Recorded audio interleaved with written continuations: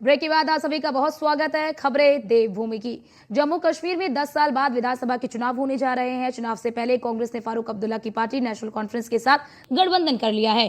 फारूक अब्दुल्ला की ओर से जो बयान आ रहे हैं उससे बीजेपी आग बबूला है। मुख्यमंत्री पुष्कर सिंह धामी ने राहुल गांधी और कांग्रेस से इस गठबंधन और फारूक अब्दुल्ला के द्वारा किए जा रहे चुनावी वादों को लेकर 10 सवाल किए। मुख्यमंत्री पुष्कर सिंह धामी ने कांग्रेस और नेशनल कॉन्फ्रेंस के इस गठबंधन पर सवाल उठाते हुए कहा कि सत्ता के लालच में बार बार देश की एकता और सुरक्षा के साथ खेलने वाली कांग्रेस पार्टी ने नेशनल कॉन्फ्रेंस के साथ गठबंधन करके अपने मंसूबों को साफ कर दिया है। सीएम पुष्कर सिंह धामी ने कहा कि कांग्रेस ने कश्मीर को बर्बाद करने वालों के साथ फिर से गठबंधन किया है। नेशनल कॉन्फ्रेंस ने 3 दशक तक लगातार कश्मीर को पीछे धकेलने का काम किया, साथ ही आतंकवाद, अलगाववाद और जिहाद को पोषित करने का काम किया।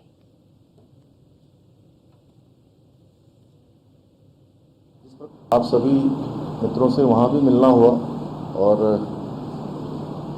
बहुत सारे विचार बिंदु भी आपस में हम सब लोगों ने साझा किए हैं। मैं एक बार फिर से, क्योंकि जम्मू और कश्मीर में अभी चुनाव की तिथियां घोषित हो गई हैं और चुनाव की तिथियां घोषित होने के बाद जिस प्रकार से वहाँ पर अभी एक गठबंधन सामने आया है कांग्रेस पार्टी और नेशनल कॉन्फ्रेंस के बीच में, तो ये गठबंधन सत्ता के लालच में बार बार देश की सुरक्षा, एकता और अखंडता के साथ खेलने वाली कांग्रेस पार्टी ने जम्मू कश्मीर में अब्दुल्ला परिवार की नेशनल कॉन्फ्रेंस के साथ फिर से गठबंधन कर दिया है, जिन्होंने 3 दशकों तक लगातार कांग्रेस कश्मीर को 3 दशकों तक लगातार पीछे धकेलने का काम किया।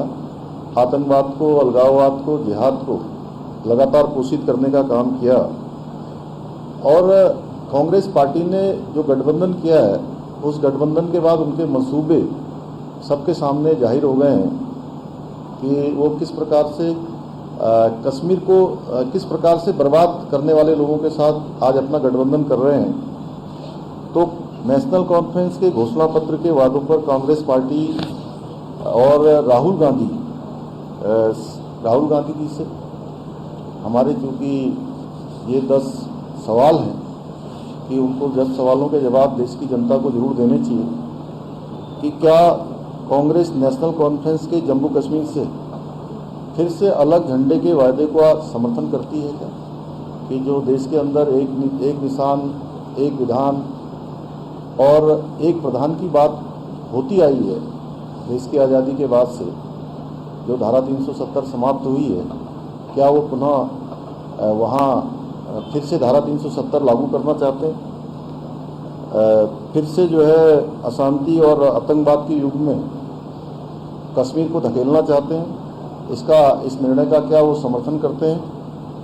क्या कांग्रेस कश्मीर के युवाओं के बदले पाकिस्तान के साथ वार्ता करके फिर से अलगाववाद को बढ़ावा देने का समर्थन करती है? ये प्रश्न है। क्या कांग्रेस पार्टी, राहुल गांधी पाकिस्तान के साथ फिर से व्यापार शुरू करने के नेशनल कॉन्फ्रेंस के निर्णय से फिर से बॉर्डर पार से आतंकवाद और इकोसिस्टम का पोषण करने का भी क्या समर्थन करते हैं? मुख्यमंत्री पुष्कर सिंह धामी का कहना है कि आने वाले वक्त में गैरसैंण में होने वाले विधानसभा सत्र की संख्या अवधि को बढ़ाया जाएगा। साथ ही पत्रकारों और पुलिस के जवानों के रहने की व्यवस्था विधानसभा क्षेत्र के अंदर ही की जाएगी। इसके लिए भवन निर्माण के कार्य को शुरू करने की घोषणा मुख्यमंत्री पुष्कर सिंह धामी की ओर से की गई है। विधानसभा सत्र के दौरान ही भराड़ी सैंड में बनी विधानसभा को संचालित किया जाता है। विधानसभा भवन की देखरेख के लिए संबंधित अधिकारियों से बैठक कर जल्द नोडल अधिकारी की नियुक्ति भी की जा सकती है।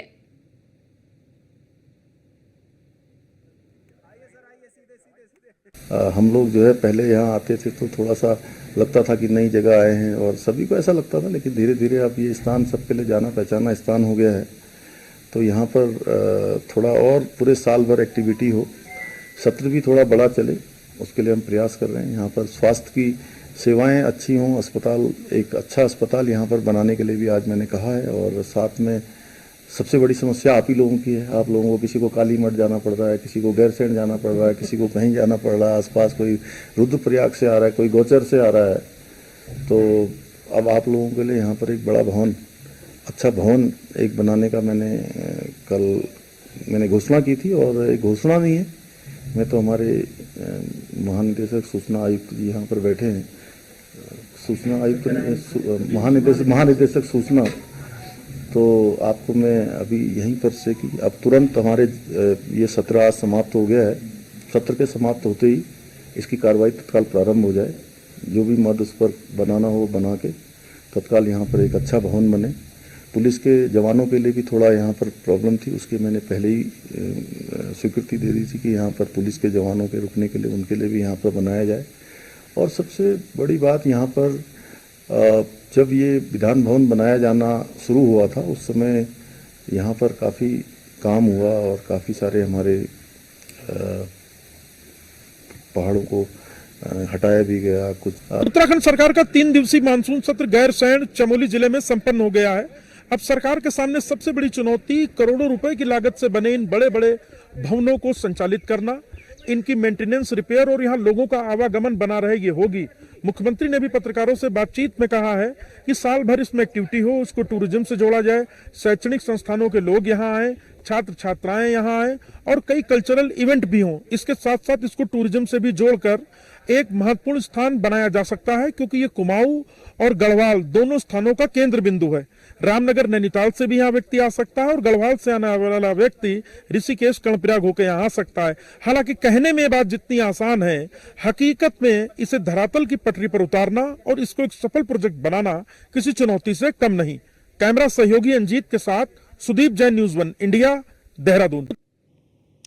विधानसभा के मॉनसून सत्र के दौरान उत्तराखंड सरकार ने लोक निजी संपत्ति क्षति वसूली अधिनियम 2024 को सदन से पास कर लिया है। इसको लेकर मुख्यमंत्री पुष्कर सिंह धामी का कहना है कि प्रदर्शन के दौरान सार्वजनिक निजी संपत्ति को क्षति पहुंचाई जाती है, इसलिए इसे रोकने के लिए ये लाया गया है, जिससे कि दंगाइयों से ही क्षति की वसूली की जाएगी। बनबुलपुरा क्षेत्र में जहाँ पर प्रशासन के लोगों को, पुलिस के जवानों पर और विशेषकर महिला पुलिस पर और आप ही जैसे सभी पत्रकार भाइयों पर जो वहाँ पर कवरेज करने के लिए गए हुए थे, उन पर बड़ी एक हिंसा वहाँ पर करना चाहते थे लोग। इसको समय रहते जो है कंट्रोल किया गया, प्रशासन ने, पुलिस के लोगों ने।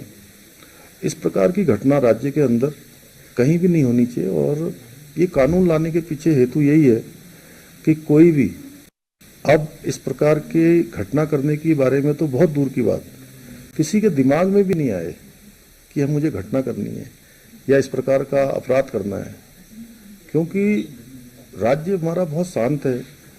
राज्य के अंदर सभी लोग एक दूसरे के साथ बहुत प्रेम पूर्वक रहते हैं, आपस में भाईचारे के साथ रहते हैं, बड़ा सौहार्दपूर्ण प्रेमपूर्ण यहाँ व्यवहार रहता है सबका एक दूसरे के साथ। तो उत्तराखंड के अंदर, देवभूमि के अंदर इस प्रकार की चीज़ बिल्कुल भी स्वीकार योग्य नहीं है। इसलिए हम ये कानून लेकर आए हैं कि अब कोई भी दंगा करेगा, उपद्रव करेगा, तोड़फोड़ करेगा, आगजनी करेगा, संपत्तियों को नुकसान पहुंचाएगा, तो उस संपत्तियों की नुकसान की भरपाई की एक एक पाई की कीमत उसी दंगा करने वाले से वसूल की जाए। बनबुलपुरा क्षेत्र में जहाँ पर प्रशासन के लोगों को, पुलिस के जवानों पर और विशेषकर महिला पुलिस पर और आप ही जैसे सभी पत्रकार भाइयों पर जो वहाँ पर कवरेज करने के लिए गए हुए थे, उन पर बड़ी एक हिंसा वहाँ पर करना चाहते थे लोग। इसको समय रहते जो है कंट्रोल किया गया, प्रशासन ने, पुलिस के लोगों ने। इस प्रकार की घटना राज्य के अंदर कहीं भी नहीं होनी चाहिए और ये कानून लाने के पीछे हेतु यही है कि कोई भी अब इस प्रकार के घटना करने के बारे में तो बहुत दूर की बात, किसी के दिमाग में भी नहीं आए